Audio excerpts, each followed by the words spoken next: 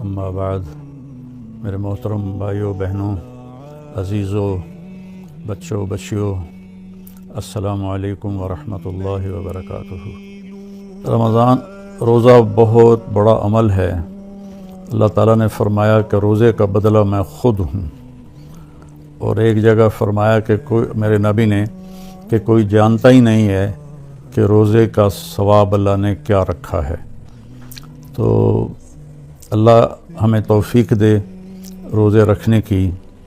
تو اس سے پہلے ہم اپنے دلوں کو صاف کر لیں۔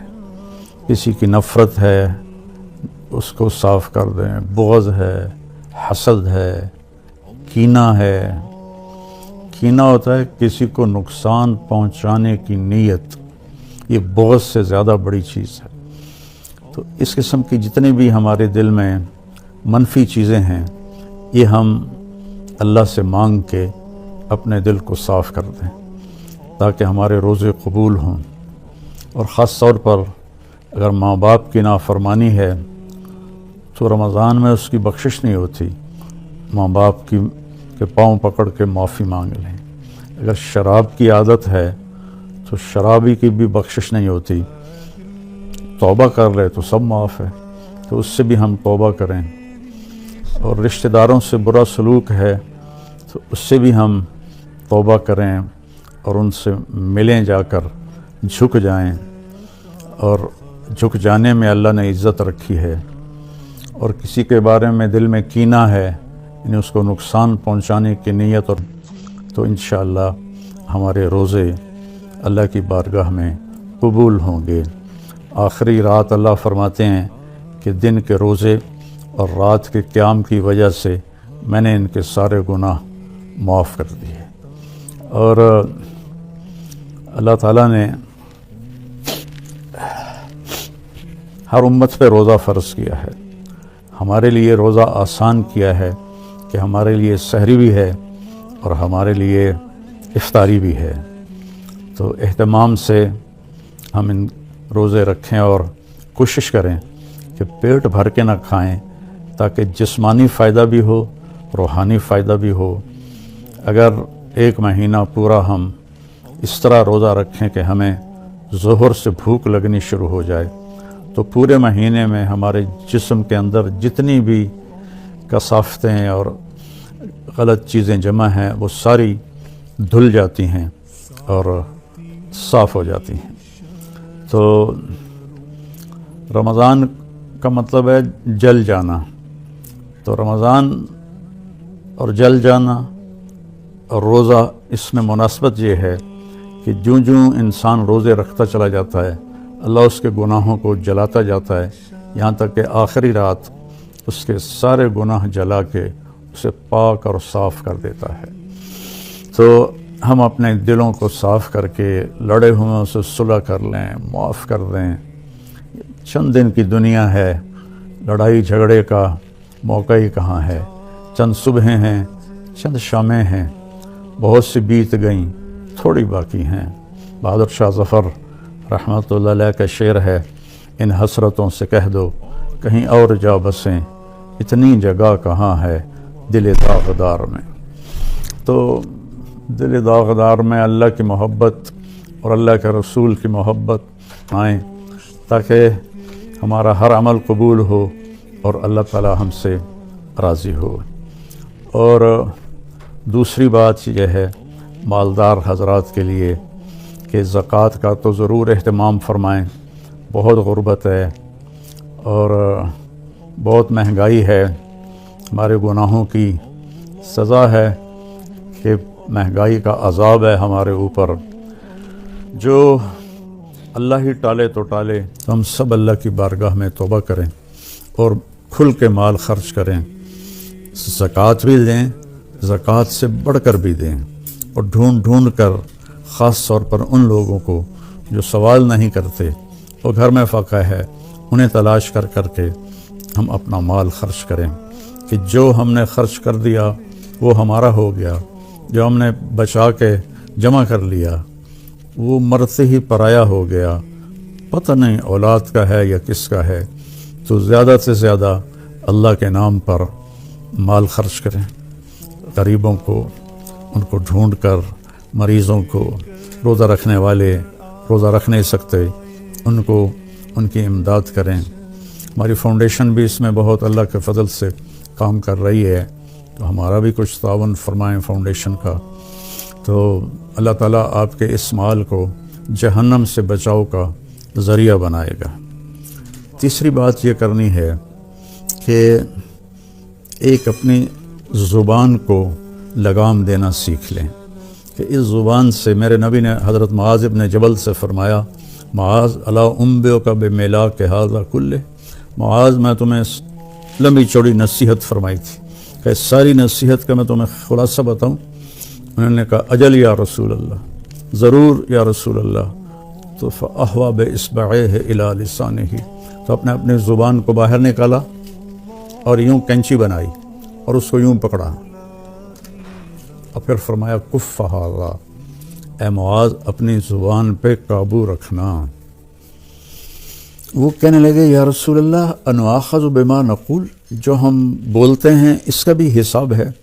تو آپ نے فرمایا سکلت کا امل کے بیٹے تیری ماں تجھے روئے، وَهَلْ يَكُبُّ النَّاسَ فِي نَارِ جَهَنَّمَ إِلَّا حَصَائِدُ أَلْسِنَتِهِمْ، تمہیں پتہ ہے سب سے زیادہ جہنم میں دھکا دینے والی یہ زبان ہوگی، اس کا گندا بول، گالی گلوچ، غیبت، جھوٹ، بہتان، نفرت کے انداز میں بولنا، حقارت کے انداز میں بولنا، ملازموں کے ساتھ گالی گلوچ کرنا، آپس میں گالی گلوچ کرنا، اور خاص طور پر میں جو حضرات یوٹیوب پر بیٹھ کے دین کی درس دے رہے ہیں ان کے آگے ہاتھ جوڑتا ہوں، اللہ کے واسطے اپنی زبان ٹھیک کرو، اپنی زبان ٹھیک کرو، اپنی زبان ٹھیک کرو۔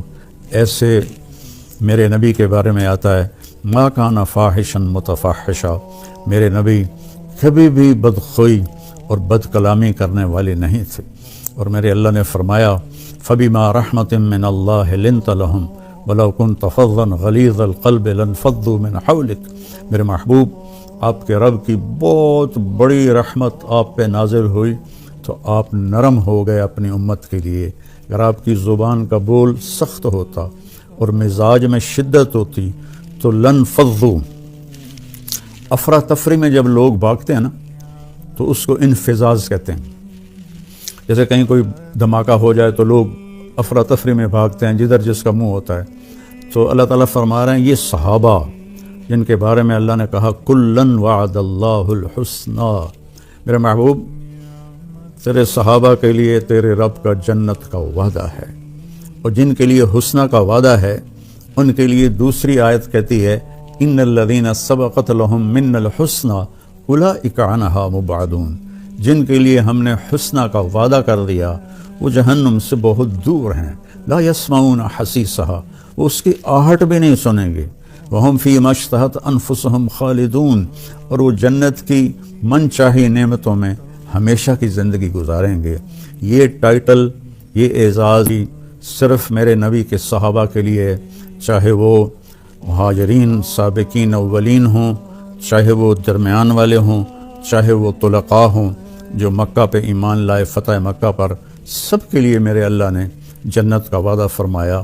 تو ان کے بارے میں اللہ کہہ رہا ہے یہ سارے بھاگ جاتے آپ کو چھوڑ جاتے۔ تو بھائیو اکثر جو میں تو سنتا نہیں ہوں، میرے سر میں درد رہتا ہے، لیکن کبھی کبھار کان میں پڑ جاتی ہے بات، تو اتنا شدید لہجہ ہوتا ہے اور اتنا حقارت آمیز لہجہ ہوتا ہے اور اتنا نفرت سے بھرا ہوا ہوتا ہے، خاص طور پر مذہبی معاملات میں اور اختلافی مسائل میں، اس قدر وہ آتش فشاں پہاڑ بن جاتے ہیں کہ ان کے منہ سے آگ نکلتی ہے۔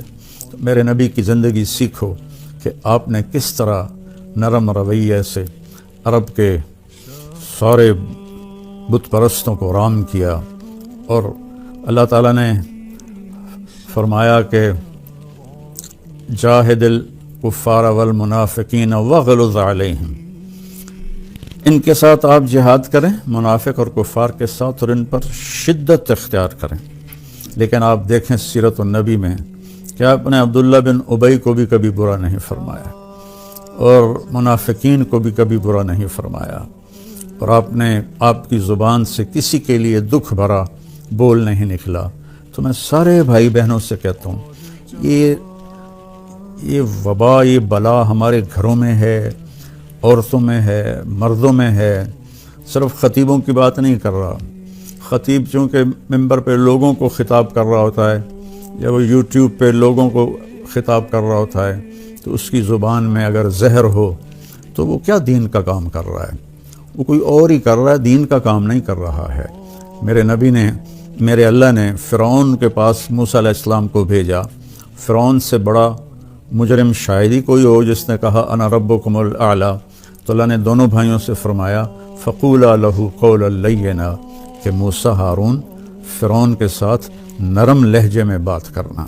آپ اپنے اختلاف کو ظاہر کریں، لیکن اوروں کے یہ نفرت کا بول اور حقارت کا بول، یہ اللہ کے ہاں بالکل پسندیدہ نہیں. اور اس بول میں، اس لہجے میں بات کرنا، یہ کوئی دین کی بات نہیں ہے، یہ نفس کی شرارت ہے. تو میری آپ سے گزارش ہے، میٹھا بول بولیں، اگلے کو عزت دیتے ہوئے اختلاف رائے کریں، نہ کہ نفرت و حقارت کے شعلے برساتی ہوئی زبان ہو اور اگلوں کا دل چیر کے رکھ دے. اور سارے گھر میں مستورات اور مرد سب سے کہتا ہوں کہ اپنی زبان کے بول کو میٹھا کر لیں. اپنے نوکروں نوکرانیوں کے ساتھ خاص طور پر درگزر اور نرمی کا معاملہ کریں، سختی کا معاملہ نہ کریں. ایک صحابی نے آ کر کہا یا رسول اللہ، میرا خادم ہے، غلام، وہ غلط کام کرتا ہے تو میں اس کی پٹائی کرتا ہوں، تو اس کا کیا معاملہ ہوگا آخرت میں؟ آپ نے فرمایا تیری پٹائی کو اور اس کی غلطی کو تولا جائے گا. اگر تیری پٹائی بڑھ گئی تو پکڑا جائے گا. اور تو وہ زارو قطار رونے لگے اور کہنے لگے یا رسول اللہ، اس کا یہی علاج ہے کہ میں اسے آزاد کر دوں. تو انہوں نے اپنے غلام کو آزاد کر دیا.